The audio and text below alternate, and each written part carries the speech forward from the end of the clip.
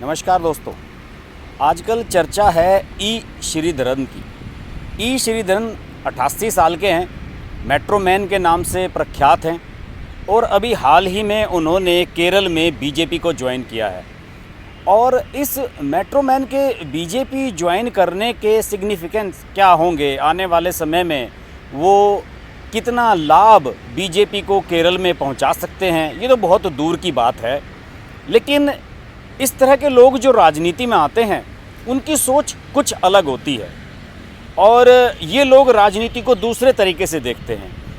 ये कभी भी ये नहीं सोचते कि मैंने अगर ये बयान दिया तो इस बयान का क्या नतीजा होगा, मेरी पार्टी इसका कहीं बुरा तो नहीं मान जाएगी, कहीं मेरी पार्टी का नुकसान तो नहीं हो जाएगा, या फिर वैसे वर्षा कुछ और इस तरह की बातें। लेकिन श्रीधरन जिस तरीके से मेट्रो मैन है, एक स्ट्रॉन्ग मैन की उनकी इमेज है, देश भर में मेट्रो को उन्होंने ब्रांडिंग की है और दिल्ली की मेट्रो ट्रेन को चलाने में महत्वपूर्ण भूमिका थी उनकी। पद्म विभूषण से सम्मानित हैं, तमाम बड़े सम्मान उन्हें मिले हुए हैं।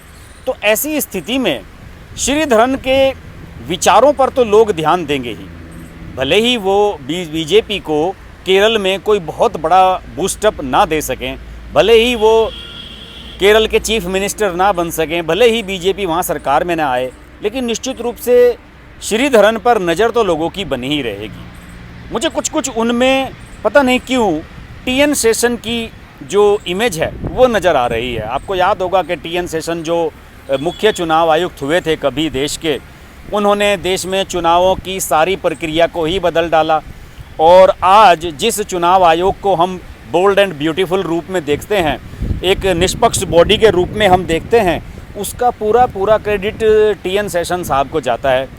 और टीएन शेषन साहब ने इस देश में ये साबित करके दिखाया था कि चुनाव आयोग केवल केंद्र सरकार का पपेट नहीं है और अगर चुनाव आयोग अपनी पे आए तो नेताओं की नाक में नकेल डाल सकता है, और यही उन्होंने करके दिखाया। आज जितने भी हम चुनावी बदलाव देखते हैं, चुनाव की प्रक्रिया में हम बदलाव देखते हैं, ये सब ड्यू टू टीएन शेषन साहब हैं। टीएन शेषन साहब ने भी राजनीति में हाथ आजमाने की कोशिश की थी और मेरे ख्याल में उन्होंने कोई अपनी एक पार्टी भी बनाई थी, राष्ट्रपति का चुनाव भी लड़े थे। लेकिन मैं उनसे मिला हूँ, एक कार्यक्रम में मुझे उनसे मिलने का मौका मिला था और उसमें उन्होंने कुछ इस तरह की व्यंग्यात्मक बातें कही थी कि वहाँ बैठे हुए सब लोग हंस पड़े। तो उन्होंने जो लोग हंस रहे थे उनसे कहा था कि भाई ये आप लोग किस बात पर हंस रहे हैं, मैं तो देश के भले के लिए कह रहा हूँ, आप मेरी बात पर हंस रहे हैं। थोड़ा सा वो अलग मिजाज के आदमी थे और मुझे पता नहीं क्यों श्रीधरन साहब में कुछ उन्हीं की इमेज नज़र आ रही है। देखिए, इकोनॉमिक्स टाइम्स अखबार ने श्रीधरन के साथ एक इंटरव्यू लिया है और उस इंटरव्यू में एक तस्वीर छपी है श्रीधरन साहब की, जिसमें वो एक मोटा सा इम्पोर्टेड बढ़िया शायद मोंट ब्लैंक वगैरह का कोई इम्पोर्टेड पेन लिए हुए हैं, फाउंटेन पेन लिए हुए हैं। और वो पेन जो उसका कैप्शन है चित्र का, उसमें लिखा गया है कि ये उन्हें उनके मित्र टीएन शेषन साहब ने कभी दिया था। यानी कि टीएन शेषन का भाई श्रीधरन साहब से सीधा कनेक्शन है। और अब उस इंटरव्यू में जो बातें उन्होंने कही हैं इकोनॉमिक्स टाइम्स के साथ श्रीधरन ने, वो बहुत ही चौंकाने वाली हैं। उन्होंने सबसे पहले ही सर्टिफिकेट जारी किया है प्रधानमंत्री नरेंद्र मोदी को। उन्होंने कहा है कि प्रधानमंत्री नरेंद्र मोदी इस समय तक, आज तक के देश के सबसे बेहतरीन प्राइम मिनिस्टर हैं और बहुत मेहनती हैं। देश के लिए उनका प्रेम अद्भुत है, देश के प्रति वो पागल हैं, हार्ड वर्किंग हैं, सबको समान तरीके से ट्रीट करते हैं। उनके कार्यकाल में 7 साल हो चुके हैं, कोई घोटाला सामने नहीं आया है। लेकिन साथ ही साथ ये भी कहा है श्रीधरन ने कि उनके जो मंत्री हैं, उनकी जो कैबिनेट है, वो उतने योग्य नहीं है। और ये बात तो सुब्रमण्यम स्वामी बहुत समय से कहते रहे हैं। खासतौर से फाइनेंस मिनिस्ट्री को लेकर सुब्रमण्यम स्वामी ने कई बार सवाल उठाए हैं। अरुण जेटली की काबिलियत पर उन्होंने सवाल उठाए थे, निर्मला सीतारमण की काबिलियत पर उन्होंने सवाल उठाए और उनका कहना है कि जो इकोनॉमी है देश की, जिस ट्रैक पर जानी चाहिए उस ट्रैक पर नहीं जा पाई है। सुब्रमण्यम स्वामी खुलेआम कहते रहे हैं, जबकि वो बीजेपी के ही सांसद हैं। बहरहाल, श्रीधरन का ये मानना है कि जो कैबिनेट नरेंद्र मोदी ने बनाई है वो पार्टी के दबाव में बनाई है कि भाई नहीं, इस क्षेत्र का भी प्रतिनिधित्व ध्यान में रखना है, उस क्षेत्र का भी प्रतिनिधित्व ध्यान में रखना है, फलां बिरादरी को भी इम्पीज़ करना है, सबका संतुष्टि करनी है, बैलेंस बनाना है, जातियों का बैलेंस बनाना है, ये सब चीज़ें जो है ध्यान में रखकर जो पार्टियां मंत्रिमंडल गठित करवाती हैं, उसी तरीके से ये मंत्रिमंडल गठित किया गया है। और यही वजह है कि जो प्रधानमंत्री नरेंद्र मोदी के कैबिनेट के सदस्य हैं वो उनकी पावर, उनकी एनर्जी को मैच नहीं कर पाते हैं। ये बात तो श्रीधरन ने बिल्कुल सही कही है। और उन्होंने ये कहा है कि खासतौर से जो दूसरा टर्म है प्रधानमंत्री मोदी का, उसमें उन्हें काम नहीं करने दिया जा रहा है। वो जो भी काम कर रहे हैं उसके खिलाफ धरना प्रदर्शन, एजिटेशंस ये शुरू हो जाते हैं। खासतौर से उन्होंने कृषि कानूनों के बारे में भी कहा कि कृषि कानूनों में कृषि का जो देश में ढांचा है उसमें सुधार की निश्चित रूप से ज़रूरत है और कानून लाए जाने चाहिए इसमें सुधार के लिए। लेकिन कृषि मंत्री ने काम ठीक तरीके से नहीं किया। उन्हें इसे डिप्लोमेटिक तरीके से हैंडल करना चाहिए था और जिस तरीके से कृषि मंत्री ने इसको हैंडल किया है उससे चीज़ें और भी मैसअप हो गई हैं और बड़ी मुश्किलों का सामना मोदी सरकार को करना पड़ रहा है। बात तो सही लग रही है श्रीधरन साहब की, मुझे लग तो रहा है। इसके अलावा उन्होंने खासतौर से, चूँकि वो मेट्रो ट्रेन प्रोजेक्ट से जुड़े रहे हैं और कई सब अर्बन ट्रेनवे जो होती हैं, छोटे छोटे शहरों में जो चलने वाली लोकल ट्रेन्स होती हैं, जैसे मुंबई है या दूसरे बड़े शहरों में जो ट्रेनें चलती हैं या और अन्य लोकल ट्रेन्स, उन्होंने ये उसके ढांचे पर भी सवाल उठाए हैं। उन्होंने कहा है कि रेलवे को लेकर जो केंद्र सरकार की अप्रोच है उससे मैं संतुष्ट नहीं हूँ। उनका ये कहना है कि रेलवे जो सवारियों को ढोती है या मेट्रो ट्रेन्स या सब अर्बन लोकल ट्रेन्स जो होती हैं वो जो सवारियों को ढोती हैं, उनका उद्देश्य रेवेन्यू जनरेट करना नहीं होता।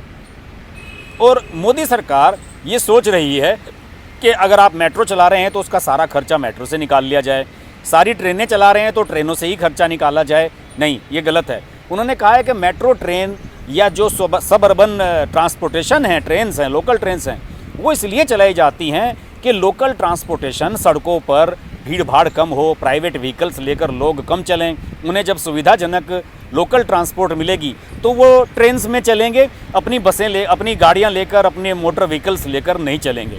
और इससे शहरों में प्रदूषण कम होगा, कंजेशन कम होगा और भीड़ भाड़ कम होगी।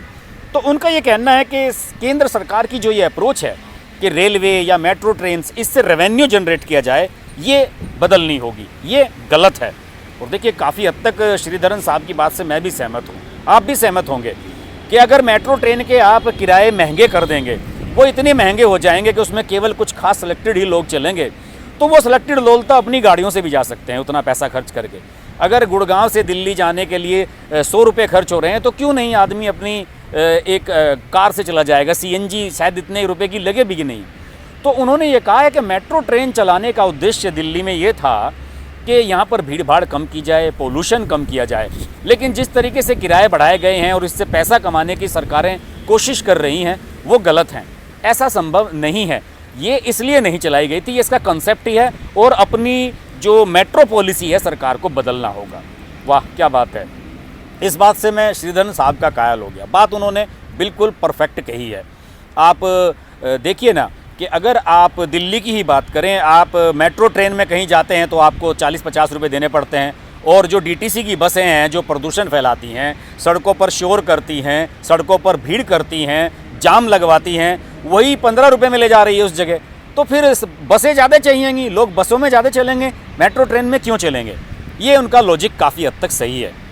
अलबत्ता श्रीधरन ने केरल के बारे में भी काफ़ी बातें कही हैं। चूँकि वो केरल से बिलोंग करते हैं, केरल की राजनीति में हिस्सा होने जा रहे हैं, चीफ मिनिस्टर बनने की इच्छा जता चुके हैं। पता नहीं बन पाएंगे नहीं, 88 साल के हैं। कभी बीजेपी उनके जीते जी सत्ता में आ पाएगी या नहीं।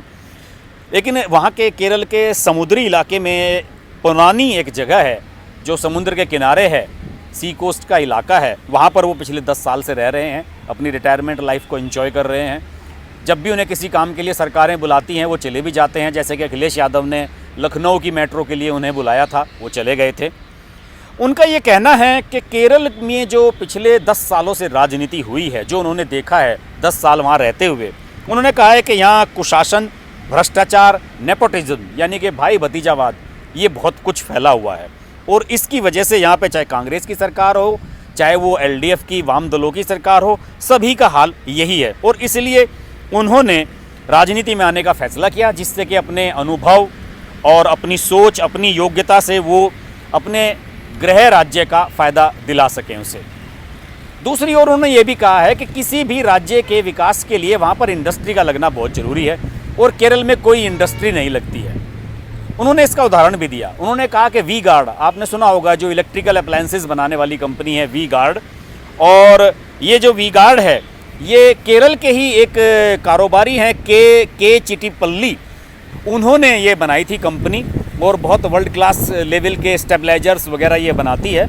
और कभी इसका प्लांट यहाँ पर लगा था, लेकिन श्रीधरन का कहना है कि वो 2 साल में ही यहाँ से छोड़कर चले गए, क्योंकि जो यहाँ के मजदूर हैं उनका इतना होस्टाइल, इतना सब प्रदर्शन था, और उसे वाम दलों की सरकार समर्थन करती है ऐसी चीज़ों को। उन्होंने कहा कि कारोबारियों के अनुकूल वातावरण अगर आप नहीं बनाएंगे तो आपके स्टेट्स में ना तो कैपिटल आएगा, ना तो पैसा आएगा, और ना ही आपके युवाओं को रोजगार मिलेगा। उन्होंने कहा भी है कि आप जिन चीज़ों को हरी झंडी दिखानी चाहिए उन्हें आप लाल झंडी दिखा रहे हैं। और अगर आप ये कहते हैं कि केरल देश का सबसे पढ़ा लिखा राज्य है तो नौकरियां कहाँ हैं? यहाँ के लोग गल्फ़ कंट्रीज़ में क्यों जा रहे हैं नौकरियां करने के लिए? इवन नर्सेज, जो नर्स हैं यहाँ की, वो दूसरे शहरों में जाके, दूसरे प्रदेश में, दिल्ली में और यूपी में, दूसरी जगह जाकर, कोलकाता में नौकरियां कर रही हैं। आपके यहाँ क्यों करते हैं, क्यों नहीं करती हैं लड़कियां नौकरियां? उन्होंने कहा है कि ये जो कंपनियां हैं, जब हमारे केरल के कारोबारी मिडिल ईस्ट में जाकर वहाँ पर अपनी इंडस्ट्री स्थापित कर सकते हैं तो केरल में क्यों माहौल नहीं दिया जाता उन्हें? उन्होंने कहा कि केरल के पिछड़ेपन की वजह यही है, भले ही आप कितने भी साक्षर हों, कि केरल में आपने इंडस्ट्री को नहीं लगने दिया है। मैं तो सैल्यूट करता हूँ श्रीधरन साहब की साझदार सोच के लिए। उन्होंने ज़बरदस्त बातें कही हैं और आशा है कि उन्हें उनकी पार्टी, जो अब बीजेपी का हिस्सा बन चुके हैं, वो अदरवाइज़ नहीं लेगी। और जो वास्तव में हो रहा है, जैसे कि रेलवे की प्राइवेटाइजेशन की चर्चाएं हैं, या दूसरी चीज़ें हैं कि ट्रेनों में टिकट महंगे कर दिए जाएं, या केवल ऐसी ट्रेनें चलाई जाएं जिनसे रेवेन्यू जनरेट हो, ये सोच गलत है। बिल्कुल श्रीधरन की इस बात से मैं सहमत हूँ कि ट्रेन्स और जितने भी पब्लिक ट्रांसपोर्ट हैं वो सस्ते होने चाहिए, जिससे कि लोग उनका ज़्यादा से ज़्यादा इस्तेमाल करें, प्रदूषण कम हो, सड़कों पर भीड़ भाड़ कम हो, और सरकार को सड़कों और दूसरे इंफ्रास्ट्रक्चर पर फालतू में पैसा खर्च ना करना पड़े। इस तरह के मुद्दों पर बात होती रहेगी। देखते रहिए हर्ष की बात लाइव। नमस्कार। अगर आपको हमारी वीडियो पसंद आई तो वीडियो को लाइक करें, चैनल को सब्सक्राइब करें और नोटिफिकेशंस के लिए बेल आइकन को प्रेस करें।